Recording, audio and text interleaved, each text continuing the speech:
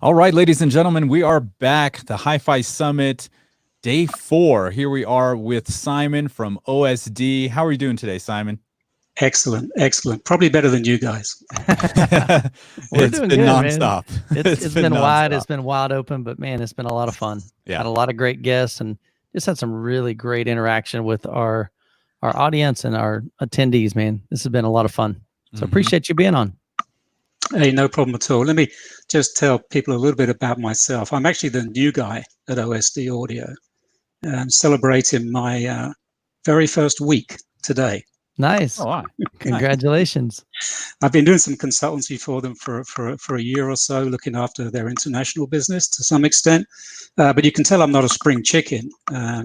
And certainly not new to this industry. So as a bit of background, not necessarily to try to build some credibility up amongst the audience, but really just so you know who I am and what I've done. I actually am a features editor for Widescreen Review magazine as well, one of the legacy magazines that's still in print that gets into the technical stuff of home theaters. And I put a feature together most months that talks about ultra high-end home theaters. All over the world. So I've looked at systems in India and theaters in China and the UK and kind of dug deep and tried to figure out what made them so good. And I started in this business selling stereos. I'm probably the luckiest guy in the world alive because I spent my entire working career selling stereos. I started in the 70s because I fell in love with music in the 60s and couldn't play an instrument, so as close as I could get to music was working in a hi-fi store. Turned out I was good at it, and so my entire life has been spent selling stereos. And I've worked for companies all over the world, all in audio. Started with acoustic research back in the 70s. But Chana, you may be interested. I was one of the people responsible for getting REL acoustics off the ground. There you go. Worked for them for a while when it was Very Richard cool. Lord, prior to John Hunter and the Sumiko guys getting involved. I've worked for Harman for 5 years when they were introducing synthesis and monitor audio for a few years, and recently for companies like Speakercraft and Niles, which brought me into the custom installation arena. Sure. And gave me a better perspective of all the world of outdoor audio, as well as all the other stuff. So, like you said, you've been around this industry for quite a long time. Yeah. Yeah, and I could talk forever. So let's try to get on with this presentation. I think I'm going to share my screen. Okay, perfect. Here and see if we can bring up the.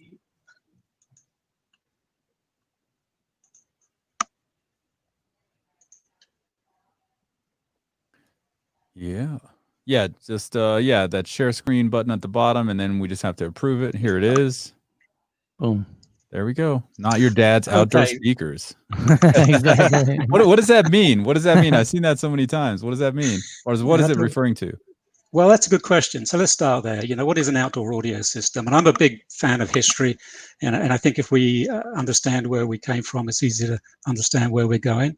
So I'm going to talk about the history of outdoor audio systems and the formats and how that's altered the course of outdoor audio. And there may be some surprises here, and I should throw some questions out just to see if I can catch some of you experts out. But first of all, I'm going to say, to me, what was the greatest outdoor audio system of all time? What really wowed me outdoors for the very, very first time? And it was this. This is the Grateful Dead's 1974 Wall of Sound, 25,000 watts, all Macintosh amps, the first ever application of a JBL line array system, which we're very common, it's very common these days, but back then it was the first time I ever attempted to do anything like this. And who managed the sound? Who managed the power that got all this stuff working? Jim Furman of Furman Sound. So I was lucky enough to be at this concert in Santa Barbara in 1974, which again talks to my age way more than anything else. But I can attest that at half a mile away, it was crystal clear, almost no distortion. At a quarter mile, it didn't seem to get appreciably louder. It just was nice. Then you got right up to the stage and it just sounded clean and clear and effortless and tons of bass. So that set the scene for me. Of course, it set my aspirations level rather high. But I thought I'd share that with you. But of course, this isn't what typically we think of as an outdoor audio system. So let's talk about what is an outdoor audio system. It's going to be in your backyard, maybe on a deck, maybe on a balcony. It just depends on what your home looks like and what the outdoor area looks like. But then ask the question, when would you think the first outdoor audio system ever existed? And you might think, well, probably the 90s when Niles and Speakercraft and Sonance were doing their thing. Or was it earlier than that? I can tell you, these were the first outdoor audio systems. And the one on the left is from 1900. And from 1900 until 1954, when the one on the right was released, which was then the world's finest portable, according to what they believed. But that was outdoor audio. These were mechanical devices. You wound them up, didn't need power. They played music. You could take them outdoors. That was an outdoor audio system. Okay, we're probably not thinking along those lines today. But it does talk to some extent about how the devices were driven by the format, because the format was the disc, and that was the only way you could play it. So let's talk about probably what we expect from a modern day outdoor audio system. We might expect a wireless system. We might expect to be streaming music, perhaps to multiple devices so that they can synchronize together and play the same thing. And we might be thinking about products that run off batteries, and it wouldn't be nice if those products' batteries lasted, weeks or even months. And are we there yet? You know what?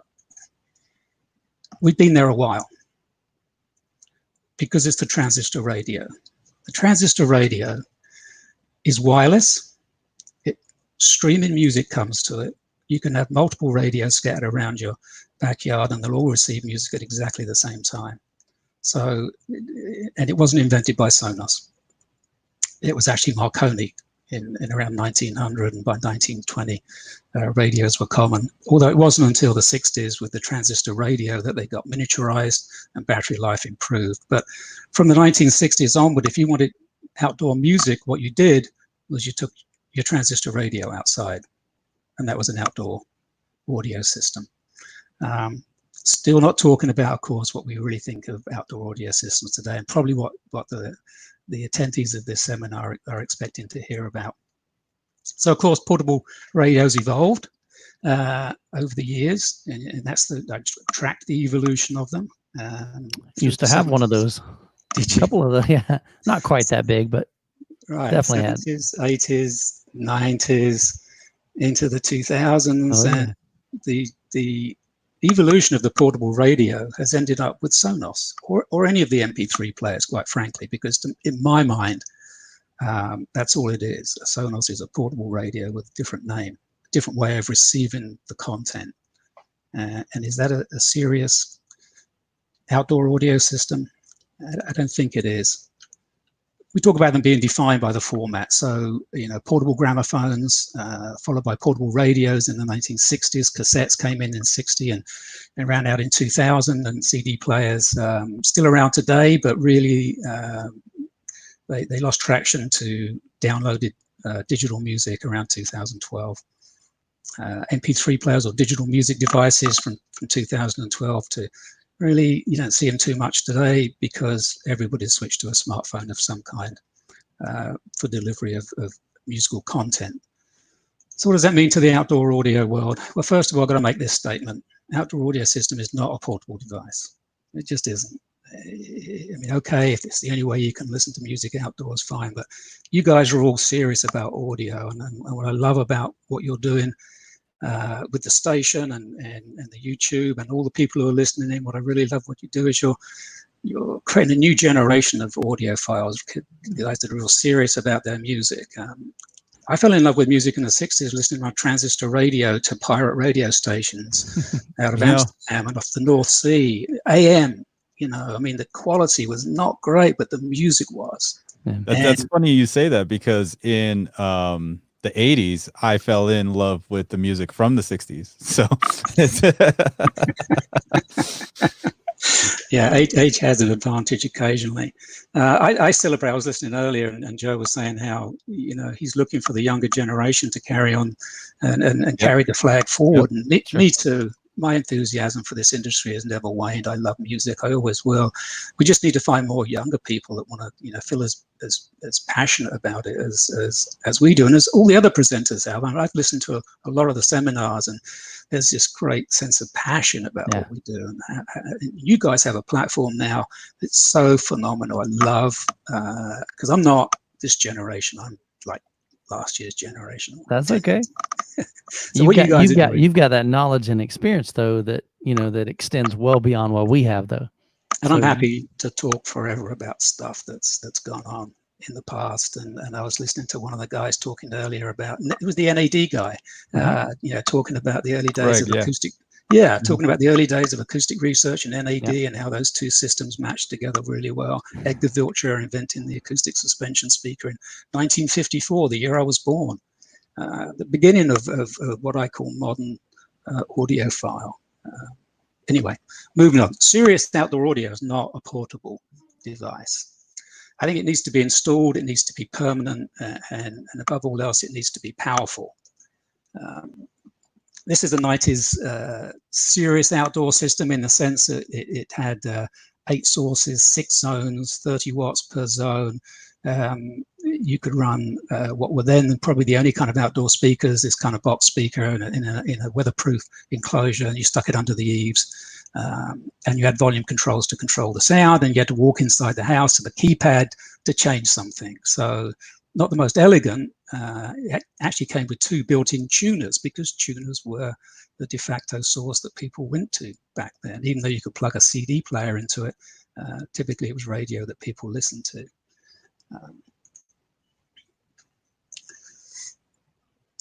So what happened in the 2000s? What was the development from that Nile system in the 90s? It just different formats of speaker. Rock speakers came in. You could have speakers that were placed like looked like a flower pot, or even our famous frog speakers, which we still sell to this day. So if you want a pair of frogs in your backyard that make music, we've got them. That's awesome. Oh, that's awesome. The frog. hey, we used to have one that was like a full-size Alsatian dog. And, what? And the speaker was in its chest. Hanging out. A dog. And the speaker was in its west. That's called a woofer right there. That's a woofer. That's a woofer. True. Right, it's a woofer, right? Brilliant. No, that was terrible. But you could trip a sensor and set an audio file playing that made the dog bark. Ah, great. It's an outdoor speaker and home protection. Brilliant, right. And we still do things like bird boxes and anyway, all kinds of different stuff. But so what were the challenges as we came into the 2010s? The rise of streaming services, smart devices as a source, IP synchronization issues, because IP was never designed to deliver music in data packets that were synchronized. There were limitations on Bluetooth, there still are, and Sonos became the kings. So if someone wanted a serious outdoor system in the 2010s, up until almost a year or two ago, you had a bunch of Sonoses in a rack, and each Sonos was its own source, and it connected to an amp, but that amp fed a matrix switch that ran speaker cables outside, and it's kind of clumsy. But that's because Sonos knew how to synchronize music to multiple devices. But where are we today? There's been a lot of progress. Synchronization problems are mostly solved. Amazon Echo, PlayFi, LinkPlay, Star have joined Sonos. And now the apps typically provide control, and they don't do the heavy lifting that was done if you use the device to actually stream the music from the phone itself. You always open yourself up to the vagaries of wireless, and no one should ever do that. The hard lifting should be done by a device that's connected to the internet, that's connected to the system. There's no wireless going on. By all means use, in my opinion, by all means use the control that to access what you want to play and send the play commands, etc., go next, etc. But it shouldn't be done in the phone or the smart device, because that's wireless, and wireless is not solid.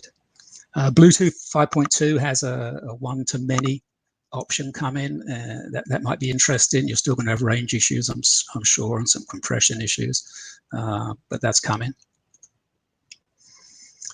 And what else have we seen? We've seen the rise of the outdoor subwoofer, and I think that's an important thing to talk about a little bit, because when we talk about sound, and we talk about reproducing sound authentically, realistically, perhaps as the artist truly intended, harking back to what the guy from Denon was saying, if the artist was responsible for the music and worked with a team of guys in the studio to produce the final mix, that's how we wanted you to hear it. Full frequency, with some deep bass, plenty of power, lots of dynamics, as close as possible to the artist's intent. When an outdoor environment, you need a lot of power, and you're going to need subwoofers. It's not enough to have a little portable device or even just a small pair of speakers. You're going to need a subwoofer just to get the full range frequency response going. And the challenges of outdoor environment is huge. Simon, I'm gonna be honest. When you guys asked to do the seminar, I was very interested in the outdoor subs, because I saw some of those that you in that slide where you bury some of the subwoofers, and I don't know that people understand. Like you have subs that you can put out there. I mean, how does that even work? The port comes up and out. Yeah, I want to know about that before you move on. Yeah, it's like a ported enclosure subwoofer. The drive units are all buried in the unit that's in the ground, and the bass comes out the port, which is why the ports tend to be quite big, quite wide. The benefit of doing the in-ground subwoofer is you can imagine how much energy is lost through the cabinet. Even a traditional subwoofer in your own room, if it vibrates at all, if the cabinet moves at all, you're losing energy to something that isn't the sound you're trying to reproduce. It's wasted energy. And it's always a distortion, because it's coming from the cabinet, not from the drive unit. So it doesn't matter whether you're building a REL subwoofer or an SBS subwoofer, you need to build them as strong and as hard as you can. The benefit outdoors, if you can bury it in the ground, is the cabinet can't resonate. It's solid, it's in the ground. All you're going to hear is what the drive unit's doing, and it will produce a better bass as a result. Now, we make subwoofers that can be buried. We make some that can sit on a patio, and we make some that are sort of half and half. You can half bury them, at least root them in the ground, so you stop some of the energy transference. I'm very curious to hear how outdoor subs sound. I've never heard like a sub that's under the ground. How many of those can you set up too? As many as you want. The entire backyard. Manage your amplifier allow, yeah. So I would think the dirt around it would help kind of solidify the cabinet. Is that correct? It does. Stops the cabinet resonating. Right? Yeah. Stops the cabinet from vibrating. I've had experience with the Surface outdoor subwoofers when I DJ'd at the ski resort. They need these all-weather subwoofers, and they were these big white things. They almost look like, baby stormtroopers. And man, they were like 18-inch subwoofers, and they would just pump. My goodness, you could hear it from like halfway up the mountain, is what some of my friends were saying. They're like, we can hear music like halfway up. I was like, oh, crazy. That's a good thing. So how big do your in-ground subwoofers get? Is it like 12-inch? 12-inch, 10s and 12s. Okay. We have another one, a 10-inch, dual 10-inch that goes in a speaker that looks like a rock. That works real well. It's particularly good if you can get it slightly buried in the ground, just so you can stop some of the movement. We have another one that sits on a patio that's not too, and it's a lower price point. And we have subwoofers for every different price point. But the smaller ones that don't get buried in the ground, when they're played, they tend to move around. I mean, they just walk across the deck until they reach the end of the wire, and then they hit your pool and they stop working. Hey, Michael. Yeah. You have a backyard, right? I do. I have an outdoor living area. Yep. Yeah. Do you have an outdoor system? I do. I do. You have outdoor subs though. I don't have outdoor subs. I have outdoor clip speakers. What's going on? You have 4 18s in the home theater, but the backyard is lacking. The backyard is lacking. It is. Might have to get some info. All right, we can fix that. Yeah. Let's check it out. I'll dig a hole in my backyard to try it out. Yeah. Okay. Sorry. Go ahead. No. So let's look at just some of the technical issues. If we go back to that slide, space is the final frontier. There's a little nod there to Star Trek fans, but it really is outdoors. There's no reflection for the sound. The sound, isn't reinforced by being able to bounce off the ceiling or the floor or the walls. of your home. It's essentially going to go off into space infinitely, and will drop in sound pressure levels as you go. Every time you double the distance, you lose 3 dB. That's just physics. So, okay, you might be on the back of the house and be able to reflect off the back of the house, and that's an advantage for sure. But by the time you get out to the pool area and the hot tub or the fire pit or the barbecue, the chances are you're not getting any kind of help from any hard surface. So the only thing you can do is have more power. You just need more power. Hence the Grateful Dead's 25,000 watts in '74. They needed that much power to get clean, undistorted sound half a mile. So think about power and other things to think about. A lot of power, a lot of subwoofers, and multiple areas, and a plan. Look at your yard, figure out where you spend time, figure out what are the most important areas to you, where you would enjoy listening to music, and plan to have sound in those areas. Let's look at a couple of things about how that might look. So this is a typical outdoor area in California. This is where I live now. Having moved from a small house in England, I moved to California. Of course, back in England, I knew nothing about outdoor audio because it rained all the time. And I like that one. That's good. Best I could hope for was running outside, turning the steak over and running back in again. So here's an outdoor area. Let's look at how you would design an audio system for this area. When you look at the picture, you can see perhaps 3 or 4 or maybe 5 areas where you might spend time. There's a table where you might sit and have dinner in the evening. There's a barbecue where you and a bunch of your friends might be hanging out, drinking beers, watching a brisket cook for 11 hours. And there's a lounge where you might be sitting in the sun, catching some rays. So there's 3 areas there, possibly. In the foreground, there's a hot tub, and then in the middle, there's the pool. So how would you design an outdoor system for this area? So I think the first thing you do is you get some speakers in the area where the table is. And we show a single speaker, and you can get stereo input single speakers. My recommendation is if you are in a zone where you know where the seating position is, then always go stereo. It's going to sound better and you get more information. And here you're going to be sitting at a table. So you would put a pair of stereo speakers on the wall just under the eaves. And then you do the same again for the barbecue area. Because oftentimes you're just out there barbecuing, you may not be eating, maybe it's not quite, the weather's not quite nice enough, but you're out there and you want to listen to music. A pair of stereo speakers above that zone too. And then finally, there's the seating area for the lounge. So that's a third zone. Why 3 zones and not just one speaker that you can play louder? So that you can, it's just going to be better whichever zone you're in, and then you can turn off the ones you're not in, right? That's the idea. And the main benefit. Yeah. You're also mentioning like a pair of speakers, but I'm seeing like a single speaker. Is that correct? There's a single speaker, and you can get what are called single stereo speakers. Gotcha. So they have 2 tweeters. You still run 2 speaker cables to them. Okay. And it gives you a broader sense of music because it has 2 speakers, one doing left, one doing right. But the bass mid-range drive unit is going to do both. Okay. And it's a good idea to have those speakers when there's no defined seating area. Sure.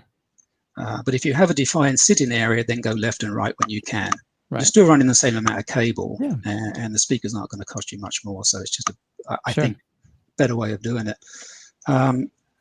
So here are 3 zones, and the other reason why you do 3 zones and not one big zone is because your neighbors are going to appreciate it.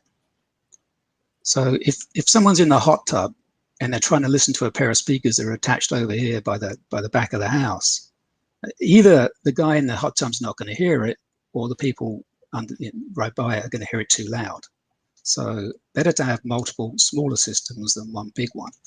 So where else would you put a zone of audio? So you have the 3 across the front. Now you've covered the deck perfectly well. You can play these all at a relatively low level and get good sound. If you're in the hot tub, bring in these flower pot speakers and just create enough sound to give you the sound you need in the hot tub. And then if everybody's there, your entire family, all your friends, finally we're out of this crazy situation and we can actually celebrate and party again.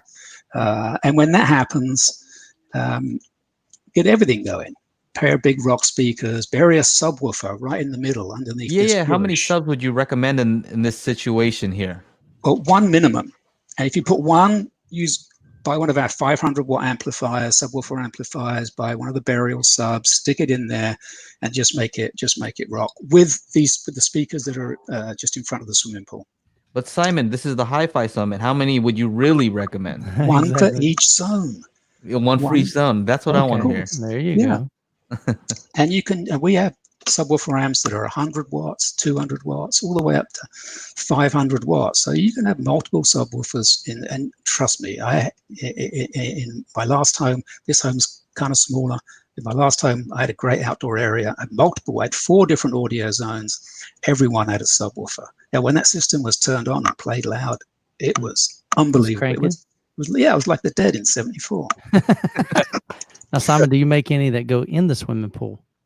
We don't. We Oh, don't. There's probably some issues with water. Oh, that would be, well, here's the thing. awesome.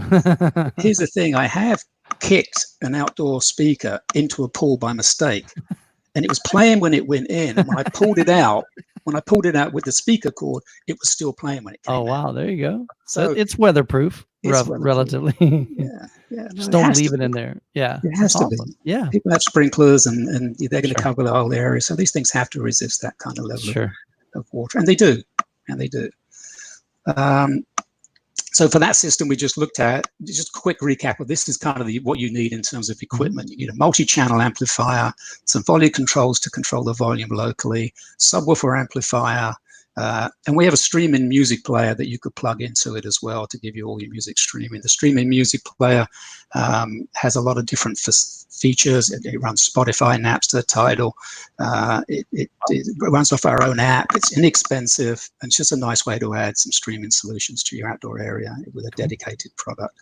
So I throw that in there just so you know we do that as well. Yeah, throw it in there. And then there's all these different form factors now. There's pendant speakers that could hang off of a patio cover. Speakers that look like, and they sound great.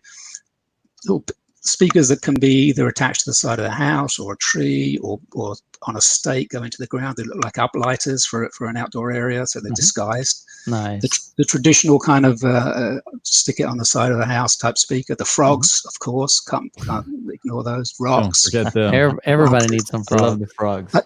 And I could have filled this screen with all the other stuff that we do. You've got to check out our website, and it's fun.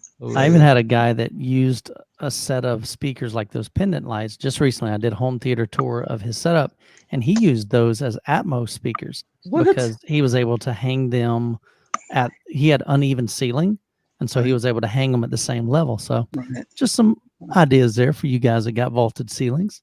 It gets you out of trouble.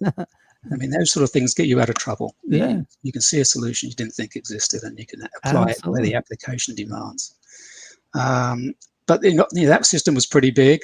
I mean, so let's go back. That Nile system in the 1990s installed was probably a $10,000 system. The system I just showed you is way less than half of that. It's kind of a $2,000 to $3,000 system with all the speakers and the amps and everything else. And part of that is because what we do at OSD, and if I'm going to just blow our trumpet a little bit, we shorten the line between the factories in China and around the world and you, the customer. I mean, we're extremely lean, extremely low overhead. We have great relationships with factories. We buy, and I worked for Niles and Speakercraft, and I know what they were paying for their speakers. And I know what they were charging for them as well. And I can tell you there was some significant profit involved. What I can tell you is we buy better than those brands, way better.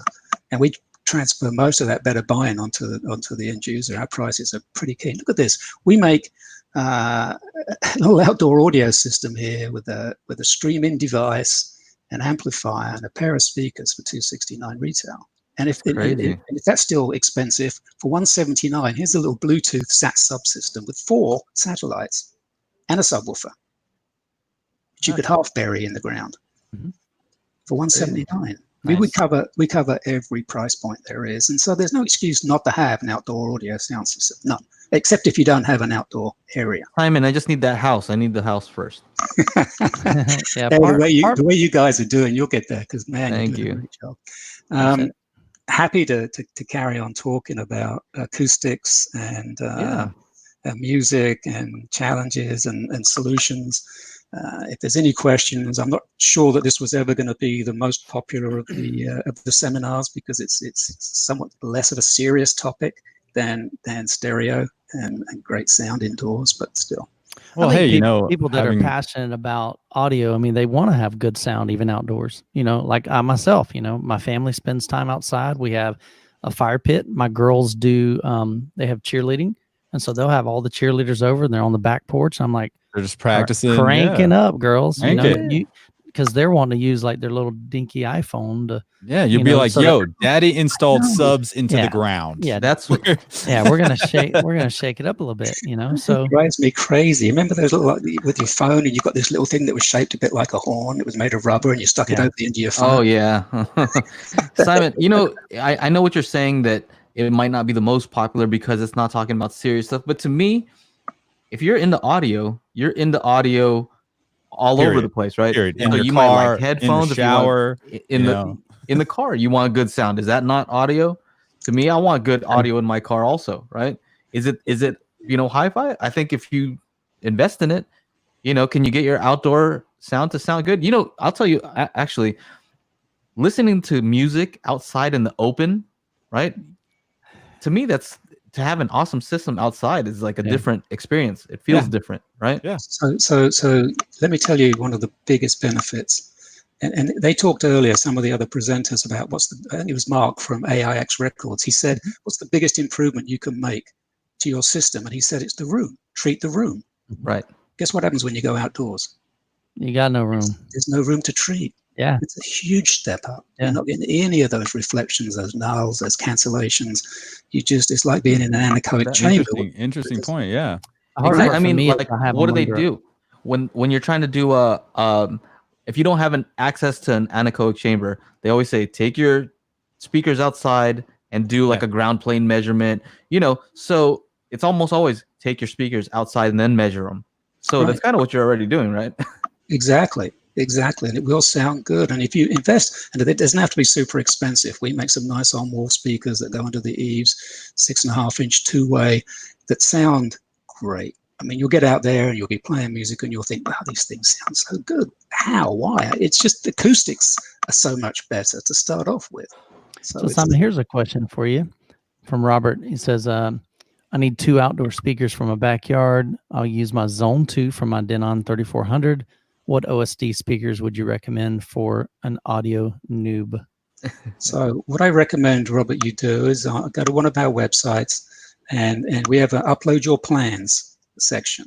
And because I can't design a system for you for your backyard without knowing what it looks like, without knowing where you're going to sit, without knowing where the walls are, where the power is. I mean, a lot of different questions. But we have an upload your plan thing where you send your plans into us, and we have a team of experts who can look at that plan and go back to you with recommendations. And honestly, what you're trying to do is exactly what a lot of people do. I've got AB on my receiver. I'm going to use B for my outdoor speakers. You run the cable, put a little volume control in line. It works great. And do you have a space for pendants? Do you want rocks that hide in the plants? Do you want a frog in the shrubbery? I mean, we need two frogs. I'm going to link to it. And 2 subwoofers is what we need. Right. Brown Note. If you're listening, Brown Note, because I'm gonna link to it. What's the website that you're referring to, Simon? I know you guys have like 300. The outdoor speaker. Outdoor speaker depot. Outdoorspeakerdepot.com. Wholehouseaudio.com. The 2 main ones, and OSDaudio.com is the third. Yeah, we try to reach customers every which way we can, and we do a lot of business with Amazon. We do a lot of business direct from our websites. We have a lot of resources available to enthusiasts who want to design their own things, but we also can help you design them. And we're happy to talk to people on the phone all day long because it's our passion. Yeah, I think you got a new T-shirt there. Add a frog to your shrubbery. How do you get the best audio outside? Add a frog to your shrubbery. There it is, Brown Note. That's what it is, bro. It's a new T-shirt. And that's no croak. I like you, Simon. Left center, right frog. Another question for you, Simon. So a little curious about the warranty. Live right by the ocean, and the saltwater beats the crap out of everything. So How does that work for the guys Yeah, that live on the it OSD? does. No, and you're challenged. I He's can't challenged say, in more ways than one. We saw him dance last night. but this is a story from. And we build our speakers in the same factories as these other big brands, and I can tell you they're built to the same levels. And I can tell you a story about my days at Niles in Ecuador. In Guayaquil on the coast in Ecuador, there's a broad walk that runs along the ocean front for about a quarter of a mile, and on every lamppost they have a speaker. They're not an outdoor speaker; it's a Niles, and that system on the ocean by the equator worked every day, 12 hours a day for 10 years without losing a single speaker. So it's possible. Now you have to take precautions. You kind of have to seal the terminals up with gunk and stuff because the sea, A good number on them. the salt will kill just about anything. But these speakers worked for 10 years without losing a single one. And we build our speakers to the same levels. Now, I can't tell you that their speakers are going to last forever in a saltwater environment. It's challenging. It really is. But you need speakers out there. That's important. So did you mention the warranty, like how long that is? Oh, typically we warrant for 5 years. Okay. Some of our products a lifetime. Okay. It depends what level you buy in at and what price you're prepared to pay. A lifetime warranty on an outdoor speaker is something we give. And honestly, in 10 years' time, if the speakers fail, we'll replace them. Nice. So that's like kind of like an extended warranty, maybe? No, or is it based on the product? It's based on the product and by range. We have a range called OSD Black. It's our premium range, and our OSD Black products come with a lifetime warranty. Gotcha. And you make outdoor speakers in the OSD Black. Yeah, I saw that you guys are starting to get into the home theater. You had an amplifier that was really popular. You guys sold out of it, that 5-channel OSD Black amplifier that everybody seemed to want. Ike in the chat has one. He says, enjoying my 5-channel OSD amp. Yeah. Go ahead. Yeah. We as I said earlier, as a company, what we try to do is deliver great value. We source good products. We use good engineering, good technology, whether it's AB for amplifiers or D class. We're always looking for the best technology, and we're trying to bring it to the consumers at the lowest possible price. We can do that because actually we're pretty big. I mean, it's a small company. We do a ton of business. We're buying a lot from those factories. We have containers coming in all the time. Go ahead. Sorry. No, so we can bring what is an extremely good value for money product to the market at a great price, and based on good technology, good design, good architecture. Got some great giveaways here. You have the most giveaways, I believe. So how many? A bunch of these. 3 of these Travoce 12 subwoofers, 3 Nero 2 bass 10 subwoofers. So make sure to enter these. 5 of the Neros, 10 of these streaming receivers. Yeah. 2.1 systems. Yeah, this is crazy. And also, let's see here. Dave also wanted me to mention that there are some specials during the HiFi Summit for anybody who's looking to pick stuff up. I don't have it up on here, but I can tell you right now. So the Travoce 12, normally it's $699. They have it for $399 right now. Oh my goodness! Woo! Check it out. Travoce 10 from $599. So Life of Bliss, you're right there. So you know what this was originally priced at. These are $399 right now, and then the Studio 5 speakers from $149 down to $59 a pair. So very, very affordable, and they're going all out. Simon's thinking, man, I just got here on the job, and now I won't have a job because we're like giving our speakers away, man. Mm-hmm. Yeah, Dave is crazy. That's awesome. Yeah, the more people that get exposed to our stuff, the more people are going to buy it. That's just the way it is. That Travoce 12, triple 12-inch drive units, 1 active, 2 passive. Joe, you've looked at these, and I saw your comments. You know, we tuned that thing for maximum output around. I could tell. I could see. You see right? And 118. Yeah. The new ones with DSP, you can tune them yourself so that you get more extension. And I always say 2 subwoofers are better than 1. Tune 1 for maximum power, the second one for maximum extension. There you go. Get the best of both worlds. At a $399, you can afford 2 of them. I have this right here. the Nice. Nero Stream. I need to check all these out, but you guys know that I'm kind of busy doing this. This Hi-Fi summit. It took a You little guys, bit of time. you guys are crazy for even trying to do this. Do you understand just how difficult this is? This is crazy. This is I a piece of appreciate cake. Yeah. Piece of cake. It's Easy just- peasy, butter steezy. Hey, As this they say. is how we roll right here. We just got This is snacks. no. I started and drinking more whiskey snacks. already. I have utmost wife respect brought for me- you guys. My wife brought me dinner, Yeah. while I I'm playing. ate lunch right next to me. There's a couple of questions here, Simon, I've if got you one don't here too. mind. Boy Genius asks, how are the in-ground subs connected? Where and how are the connections protected from moisture? There you go. So they're connected by regular speaker cables. The amps are not in the subwoofers. The amps are located with the rest of your equipment. A typical home subwoofer, you have an amp panel, very short speaker cable connecting the drive unit. All we're doing is extending that speaker cable all the way out to the subwoofer that's buried in your yard. And the connectors, you get moisture resistant connectors. I always suggest, putting a little bit more protection on them just to make sure that no water can get in. But it's pretty well known that if you have a sprinkler system outdoors, you've got connectors that are connecting the sprinklers to the power. And again, when it comes to designing an outdoor audio system, you need to call us and talk through what your particular circumstance looks like, because we don't know. Yeah. So I can't tell you without seeing the plan. Here's another great question for you. Outdoor volume control is horrible. Keeps clipping the amp. What do you recommend? You've chosen the wrong one. Yeah. Get So it? out of your products, what do you recommend? Well, I think it's a question. they come in 20 watt, 50 watt, 100 watt versions, and you need a transformer based one, and you choose a 100 watt one if you're putting 100 watts or so through it. If you've got a 20 watt one and you've got a 100 watt amplifier and it's not transformer based, and you're not balancing the impedances, then there's all kinds of problems, all kinds of things can go wrong.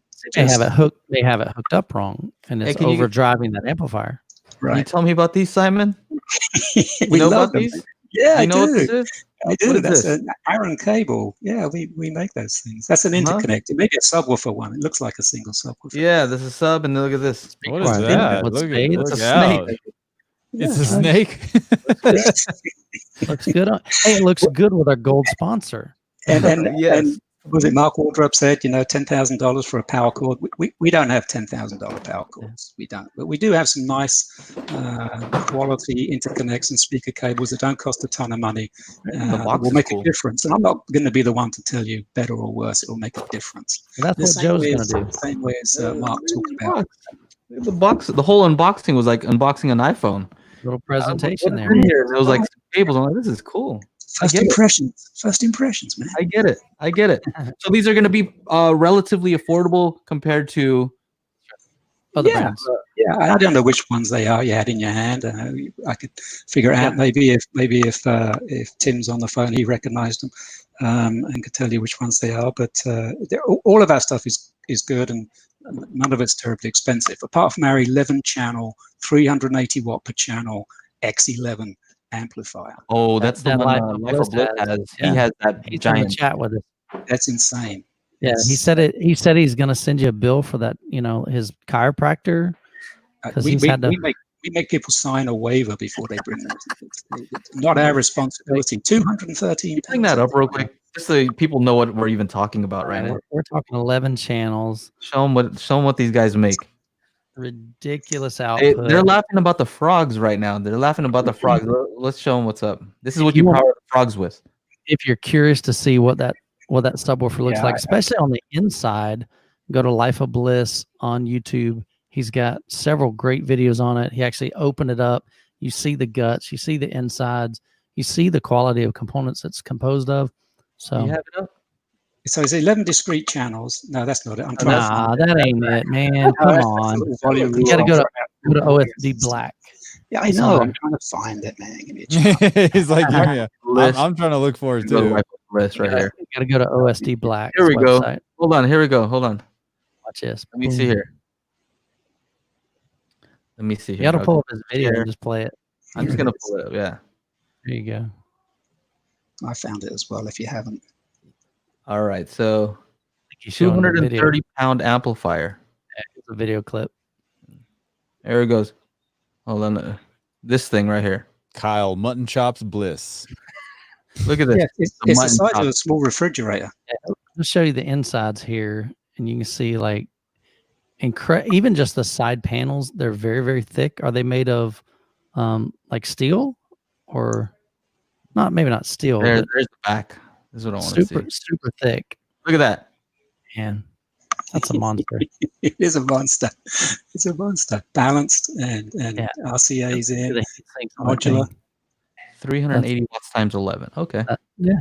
And It'll do. you need 2 power cords and 2 separate 20 amp circuits. Yeah. Because just do the math. It's That's a lot. physics, right? If you get Yeah. that amount of power, you can't Sure. get that much. You should have 2 dedicated 20 amp circuits. I'll get So those. I got another question for you here from Robert. It says, so if I dig a hole in my for my sub, how can I ensure that like worms and bugs don't get up in there and steal my base? Because that's what worms will go for. all the They time. will, man. They're like they're going for base. I would think they would run and move. I would think they would move territory. Like they'd go to my neighbor's house. They were like, I ain't living here, man. This is crazy junk. Ugly bug ball.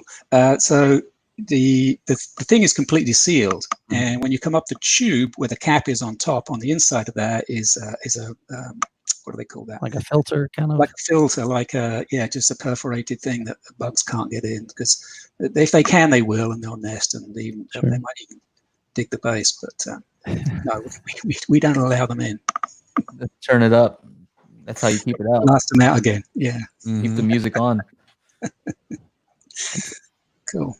Very Okay, cool. So Life Bliss does say he thinks it is a steel chassis on that because he said in the video, he's like, this thing is really heavy, even just the side panels of that. So definitely very, very well built. Now, on the curve of our products, that thing is just so far out there. You know, almost everything we do is more value oriented. I mean, this is value oriented, but it's still expensive because we've just kind of just to demonstrate what we could do. Dave went out and commissioned this amplifier to be built with no compromises whatsoever. Because Dave is crazy. I know you're watching, Dave. I like Dave because he's a little bit crazy. Yes, I like that. We get along because I'm a little bit crazy too. and I love him because he hires on experience and not on looks. Oh, Dave's fun, man. We've had some good chats with him. Yeah. Good dude. Yeah, absolutely. Well, anything else that you guys want to talk about here? Because Simon, I don't want to keep you too long, and I want to make sure to answer as many questions as we can from the chat here.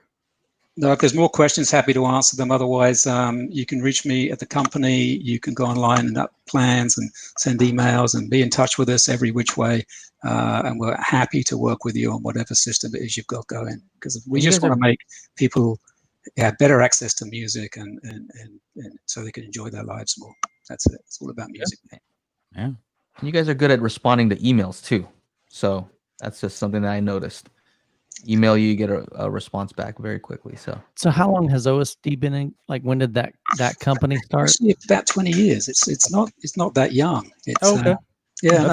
We've been building and the last great boom we had was just after the big recession in 06, 07. Our sales went through the roof because people gravitated towards lower cost products. And ironically, today, with what's going on, more people being stuck at home and looking at improving their entertainment systems, we're going through another great period of sales. I mean, we've hit record months every month this year. It makes no sense whatsoever, but it's good. all right. I guess one of the questions here is this is a good question. Is Ike is saying how do they get the show? Oh, this one. How do we order at Summit pricing? Yeah, because Dave does have a link here to the Travoce 12. And I'm not sure. Maybe just shoot an email over there. Shoot an email to these guys. And we want the HiFi Summit. Yeah, just say, special. I want the HiFi Summit pricing. That's right. Okay. I knew we had a voucher done, but I'm not sure where to find a picture of it or how to send it. Yeah, I'm looking at the email here, but it just basically says, Dave's. Oh, here it is. Coupon code Joe and Tell. There you go. Joe and Tell. I'll put it here. So here we go. So Coupon during code. checkout. Okay, cool. Code is Joe and Tell. And So what if is you that don't know good that's my channel. And what is on that good YouTube. for, Joe? Well, it brings those prices for the Travoce 12 from $699 to $399, and the 10 from $599 to $299, and the Studio 5 Nero Studio 5 speakers $149 to $59 a pair. So there you go. That's how you get the show special. Nice. Nice. serious Buy two discount. of those subs. At those prices, you can buy two. Buy 4. Even The better. more the merrier, man. And Get you know what? good- I would say so I do owe you guys a review of the Travoce 12 sub. And so at this price, this is a crazy price. I would say go pick up one of those. What is it? There's like a little DSP for subs that you can get on Parts Express, and it runs iWoofer. Get one of those if you're gonna pick up that sub, and then you can tweak it however you want. Thank you. Awesome. Oh goodness, man.